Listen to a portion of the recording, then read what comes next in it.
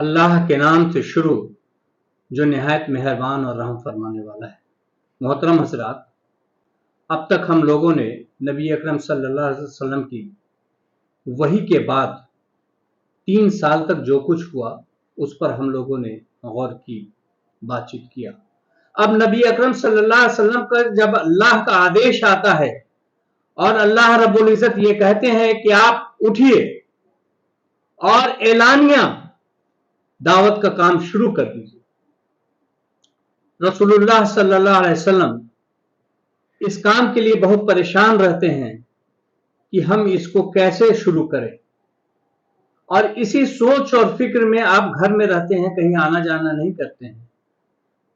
आप सल्लल्लाहु अलैहि वसल्लम की फूफी परेशान हो जाती हैं और पूछती हैं कहीं मोहम्मद सल्लल्लाहु अलैहि वसल्लम की तबीयत तो खराब नहीं है। वो आप सल्लल्लाहु अलैहि वसल्लम से मिलने जाती हैं और आप ये तमाम बात बताते हैं कि अल्लाह रब्बुल इज़्ज़त ने हमें नबी बनाया है और यह हुक्म दिया है कि मैं लोगों तक बातें पहुंचाऊं। तो मैं चाहता हूं कि सबसे पहले मैं अपने घर वालों, अपने खानदान वालों के साथ ये बात करूं। आपने कहा कि बुलाइए, तमाम खानदान वालों को बुलाइए, रिश्तेदारों को बुलाइए, लेकिन अबू लहब को मत बुलाइएगा। रसूलुल्लाह सल्लल्लाहु अलैहि वसल्लम ने तमाम लोगों को दावत दी, खाने पे बुलाया, और खाना वगैरह खाने के बाद आपने इरादा किया कि मैं कुछ बोलूं, उससे पहले अबू लहब खड़ा हो जाता है और उसने वो तमाम बातें करनी शुरू कर दी कि आप ये चंद जो लोग हैं इनके साथ अरब के पूरे कबीले का मुकाबला नहीं कर सकते। गोया नबी अकरम सल्लल्लाहु अलैहि वसल्लम जो काम कर रहे हैं उस काम से इनको रोक दिया जाए, इसी में खानदान की भलाई है। जिस पर अबू तालिब नाराज होते हैं और कहते हैं कि तुम इतने बुज़दिल कैसे हो गए। बहरहाल इस तरह से ये मामला खत्म हो जाता है, फर्स्ट मीटिंग बेकार हो जाती है। उसके बाद नबी अकरम सल्लल्लाहु अलैहि वसल्लम दोबारा खाने की दावत देते हैं और तमाम खानदान और रिश्तेदारों को बुलाते हैं। नबी अकरम सल्लल्लाहु अलैहि वसल्लम इस बार तमाम रिश्तेदारों को जमा करने के बाद ये आपने फरमाया कि मैं अपने घर वालों से झूठ नहीं बोलूंगा और मैं सबसे ज्यादा अपने घर वालों के प्रति, अपने रिश्तेदारों के प्रति जवाबदेह हूं। अल्लाह रब्बुल इज़्ज़त ने मुझे ज्यादा नबी आपके लिए और सामान्यतः नबी उम्मत के लिए, तमाम लोगों के लिए, इंसानों के लिए बना करके भेजा है। मैं आपको डराता हूं अल्लाह के उस अज़ाब से। आप लोग जिन माबूदों की पूजा कर रहे हैं उनको छोड़ करके एक अल्लाह की इबादत कीजिए। अल्लाह को किसी का साझी न ठहराइए। अल्लाह, सिर्फ एक अल्लाह की इबादत कीजिए। ये कैसा है कि एक तरफ आप अल्लाह की भी इबादत कर रहे हैं, गैरुल्लाह की भी इबादत कर रहे हैं। नबी अकरम सल्लल्लाहु अलैहि वसल्लम आगे फरमाते हैं कि मौत बरहक है। मौत वैसे ही है जैसे तुम रात को सोकर सुबह उठते हो, ठीक वैसे ही जब तुम मरोगे तो दोबारा जिंदा किए जाओगे। उसके बाद या हमेशा के लिए जन्नत है या हमेशा के लिए जहन्नम।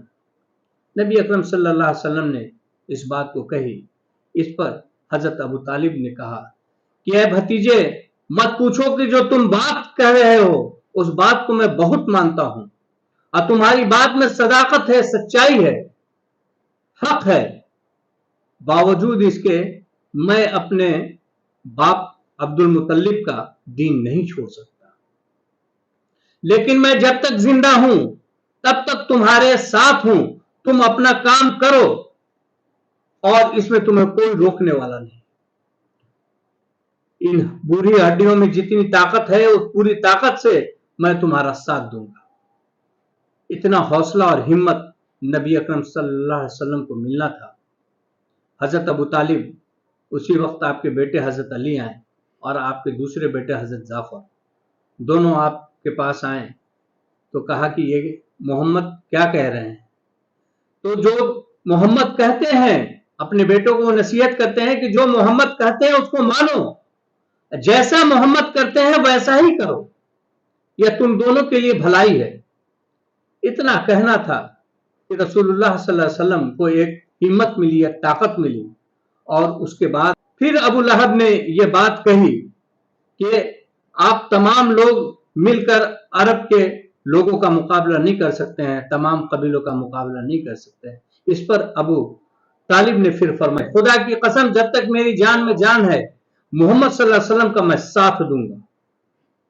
इस वाक़े के बाद नबी अकरम सल्लल्लाहु अलैहि वसल्लम को इत्मीनान हुआ।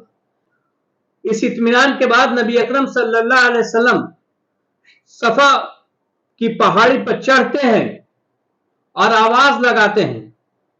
एक एक कबीले का नाम लेकर के उन लोगों को बुलाते हैं। तमाम कबीले वाले पहुंचते हैं। जो लोग नहीं पहुंच पाते हैं वो अपनी तरफ से आदमी पहुंचते हैं कि देखो क्या बात है, कौन चिल्ला रहा है। तो सबने देखा कि मोहम्मद सल्लल्लाहु अलैहि वसल्लम, आप पहाड़ी के ऊंचाई पर खड़े थे और तमाम लोग कबीले वाले नीचे थे। आप सल्लल्लाहु अलैहि वसल्लम ने फरमाया कि अगर मैं ये कहूं कि पहाड़ी की दूसरी तरफ एक फौज है जो तुम पर हमलावर होने वाली है, तो क्या तुम मेरी बात को मानोगे, यकीन करोगे?